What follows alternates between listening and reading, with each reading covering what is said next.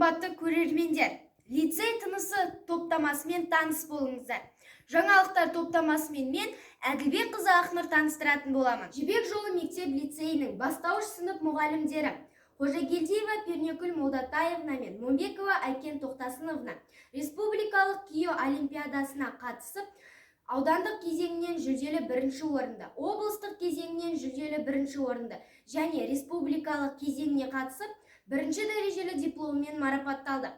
Математика пәнінің мұғалімі Тастанова Ажар кио республикалық олимпиадасының республикалық кезеңіне қатысып, үшінші дәрежелі дипломмен марапатталды. Құттықтаймыз! Халықаралық пони бірінші сынып оқушыларының күзгі сайысы байқауы бойынша үшінші дәрежелі дипломмен 5 оқушы марапатталды. Әлемді ашады байқауы бойынша екінші дәрежелі дипломмен 2 оқушы, үшінші дәрежелі дипломмен 1 оқушы марапатталды. Пифагорда қонақта байқауы бойынша екінші дәрежелі дипломмен 6 оқушы марапатталды. Бастауыш сынып мұғалімдері Қозкөрпешева Жумакул Каракуловна, Ибраева Гүлнар Егембердиевна, Дулатова Толғанай Сабыровна, Ибашева Қаламқас Есеновна мен Жұманияз Айгүл шәкірттерін жоғары деңгейде дайындағаны үшін дипломмен марапатталды. Құттықтаймыз! Республикалық зерттеу және жобалау шығармашылық байқауының аудандық кезеңіне қатысып, 7-ші сынып оқушысы Айтқыл Гүлім мен 2-ші сынып оқушысы Медержанова Жаннұр 2-ші дәрежелі дипломмен марапатталды. 7-ші сынып оқушысы Ораз Санжар 3-ші дәрежелі дипломмен марапатталды. Республикалық Дарын онлайн білім беру орталығының ұйымдастыруымен математика пәнінен өткен олимпиадаға 6-ші А сынып оқушысы Ануар қызы Мерей мен 7-ші А сынып оқушысы Арслан Ануарұлы қатысып, 1-ші дәрежелі дипломмен марапатталды. Арсен Сәрсенбай, Мейірім Атамқұлова 2-ші дәрежелі дипломмен марапатталды. Қуаныш Жазылбекова, Айнел Алибай, Ағырке Рыскелді, Мадина Айтуганова 3-ші дәрежелі дипломмен марапатталды. Біз сіздерді құттықтаймыз. Жібек жолы мектеп лицейінде ақпан айының 23-ші жұлдызы күні 9-ші сыныптың қыз балаларымен ерте жастан басталған жыныстық қатынастың зияны атты офлайн форматта дөңгелек үстел өтті. Мектеп психологтары Жуманбаева Жаңыл мен Шәуенова Шарбану психологиялық тренинг ұйымдастырды. Мектеп медбикесі Құсайынова Гаухар баяндама оқыды. Қалалық емхананың клиникалық психологтары Нагиоғлы, Клепова мен Хамиятова өз-өзіне қол жұмсаудың алдын алу тақырыбы бойынша баяндама оқыды.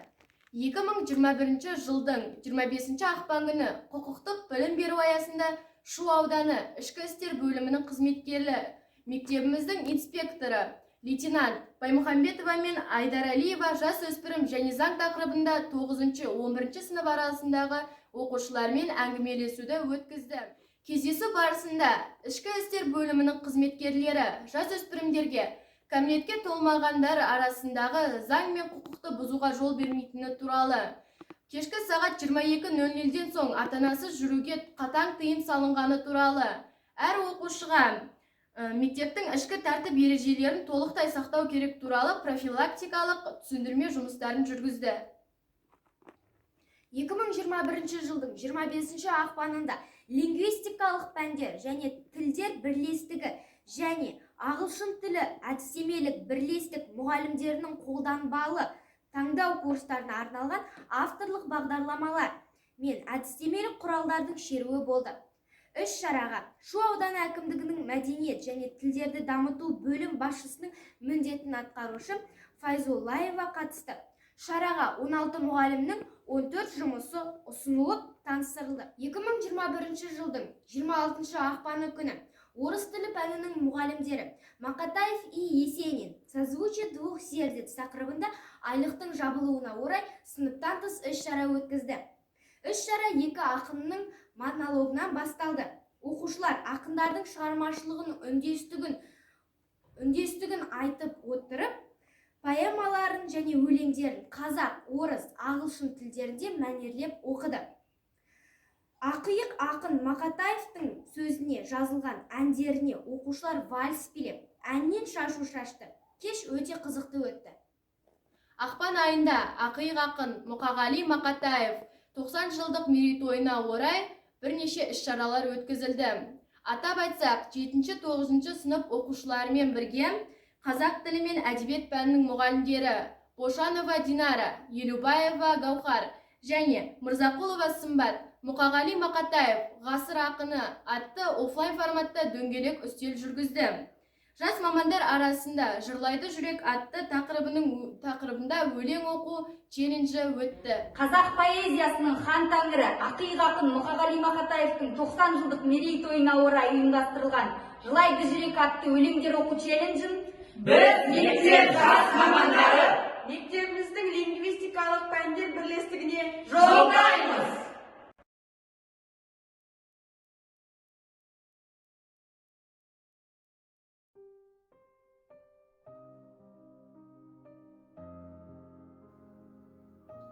Мұқағали Мақатаев өмір сүрей қалмасын. Жапырақ жібек жас қайын, жанымды айыр бастайын. Сен адам бола бастасаң, мен қайын бола бастайын. Келісесің бе жас қайын. Көрінер мүмкін күндерсі, өміріңді маған бір берші. Дүрбелең мына дүниені, адам көзімен көрші. Қайын болмайды, орманнан орнын табайын, беймәлім маған өмірге қайын көзімен қарайын. Сен дағы жерден нәр алдың, мен дағы жерден нәр алдым, біреуден сен де жаралдың, біреуден мен де жаралдым. Жоқ жатыр қайын сен, айырмашы.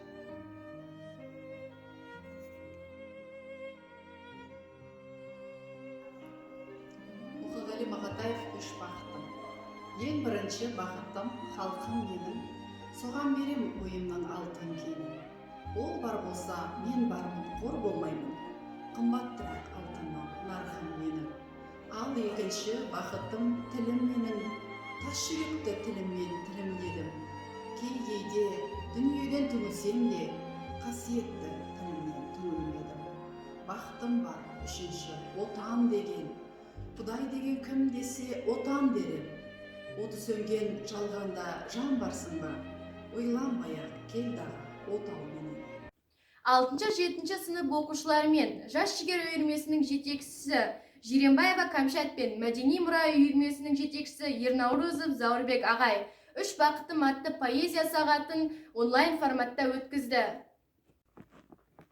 Оқушылардың бос уақытын тиімді пайдалану мақсатында мектебімізде үйірме жұмыстары жүргізілуде. Үйірме сағаттарының жүргізілуін насихаттау мақсатында 2021 жылдың 1 наурызы мен 19 наурызы аралығында үйірме жұмыстарының айлығы жоспарланып бекітілді.